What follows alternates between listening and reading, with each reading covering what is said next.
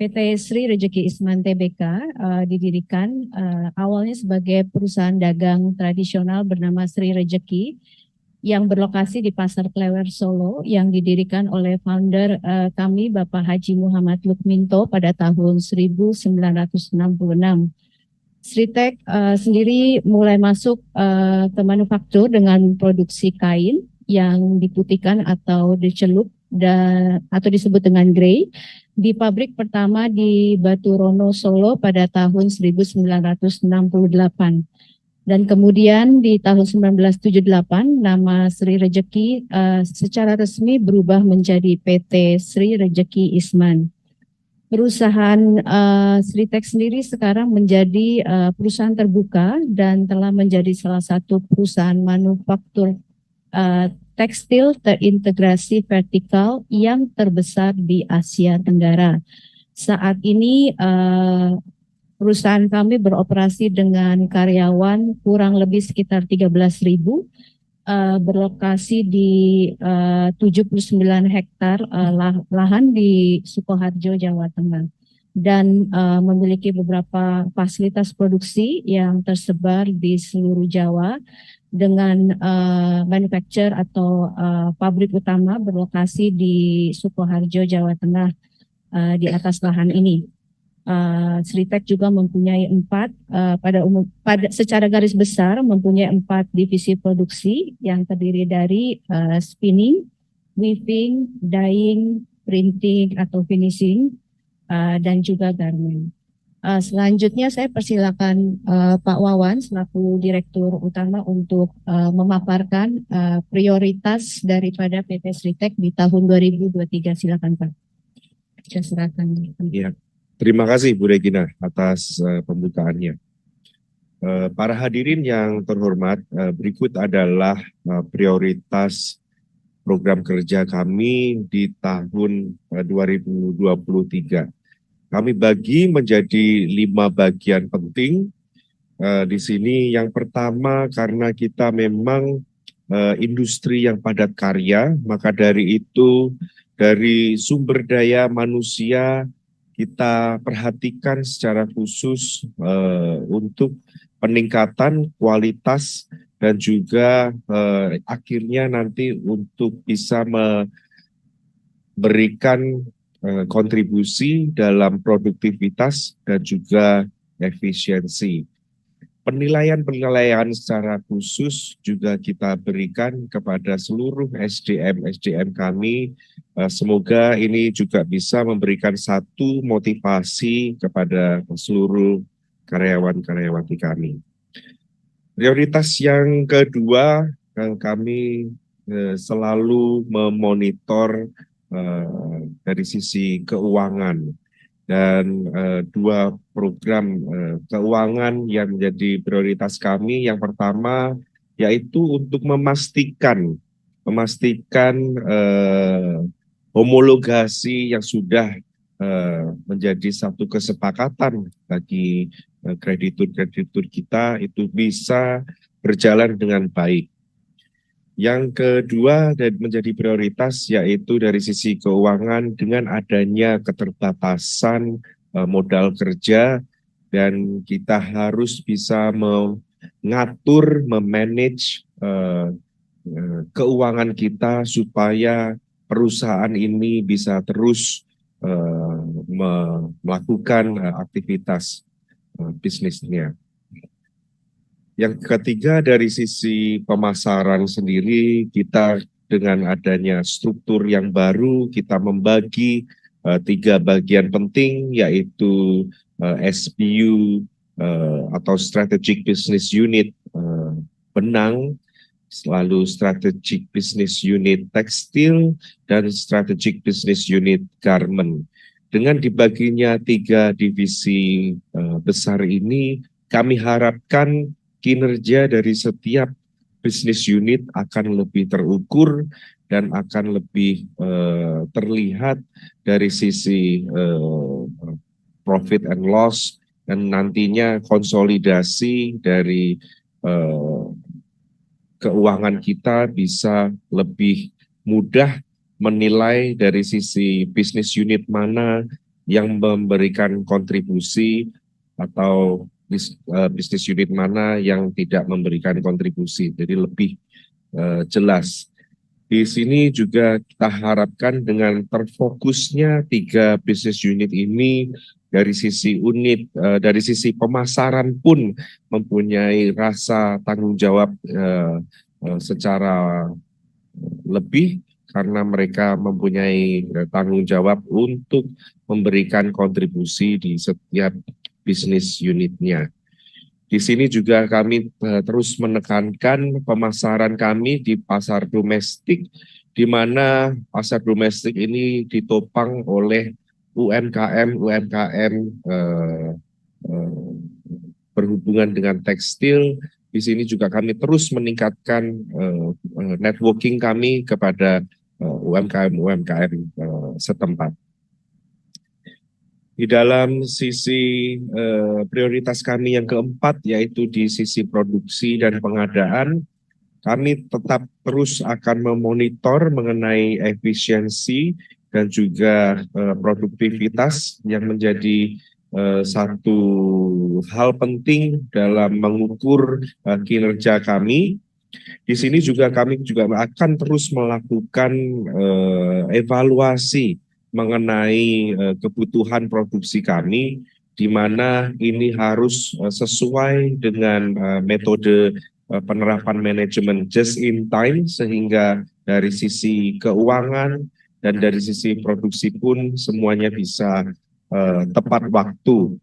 Di sini juga terus kita tekankan bahwa modal kerja yang sangat terbatas ini harus tetap bisa memberikan kontribusi dan juga bisa memberikan produksi supaya semuanya bisa tercapai dan tercukupi di sisi produksi.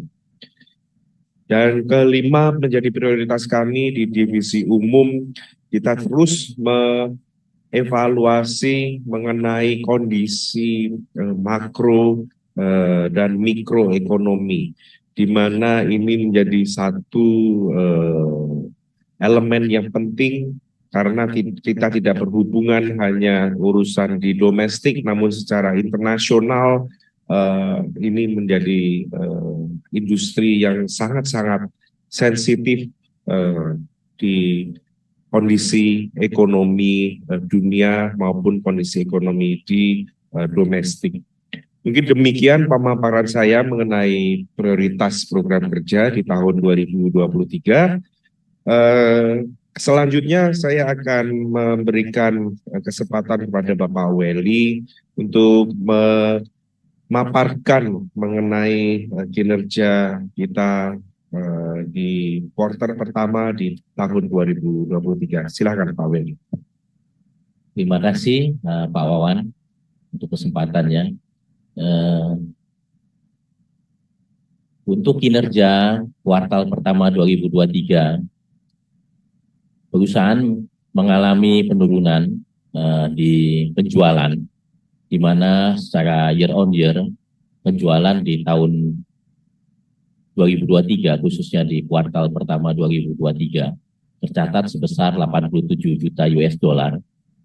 Sedangkan di kuartal pertama 2022 tercatat sebesar 181 juta US dollar, sehingga terjadi penurunan sebesar 52%. Kemudian untuk laba kotor dan margin laba kotor ini juga mengalami kondisi yang masih mengalami tekanan. Walaupun kondisi di 2023 kita lihat di kuartal pertama 2023 perusahaan sudah berhasil menunjukkan margin laba kotor sebesar 4 juta US dollar jika dibandingkan dengan kuartal pertama 2022 yang mengalami kerugian sebesar 11 juta US dollar.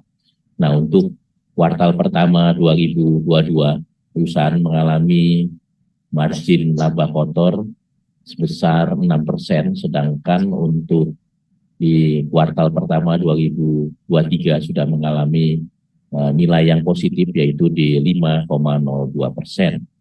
Kemudian kita lihat mengenai laba bersih dari perseroan dan margin laba bersih.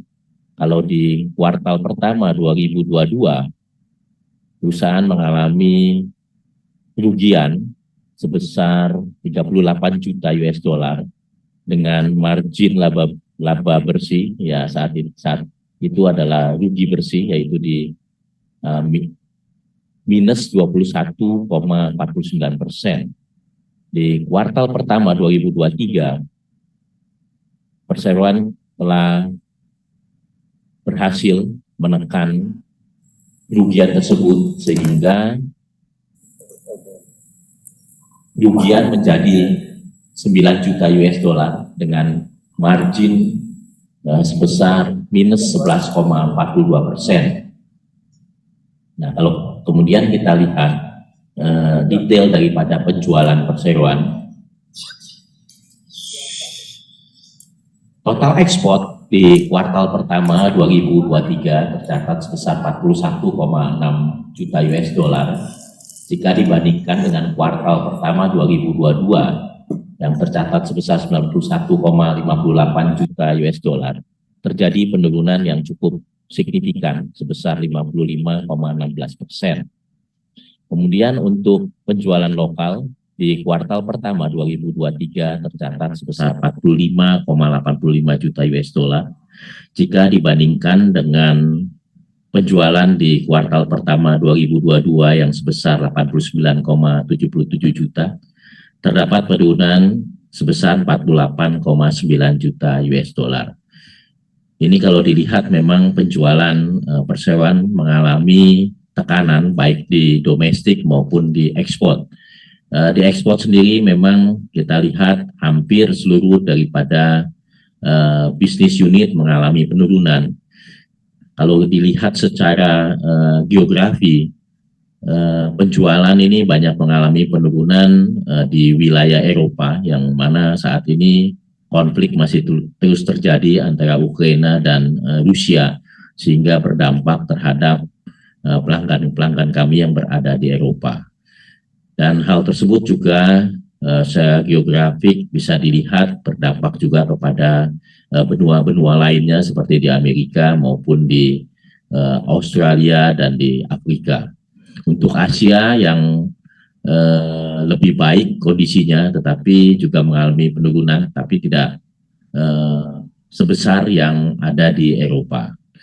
Nah, kemudian kalau kita lihat komposisi dari harga pokok penjualan perseroan di kuartal pertama 2023, harga pokok penjualan tercatat sebesar 82,54 juta US dollar dibandingkan dengan kuartal pertama 2022 yang tercatat sebesar 192,44 juta, di mana terjadi penurunan sebesar 57%. Kalau kita bandingkan dengan penurunan penjualan yang sebesar 52%, total penurunan di harga pokok penjualan lebih besar, yaitu 57%.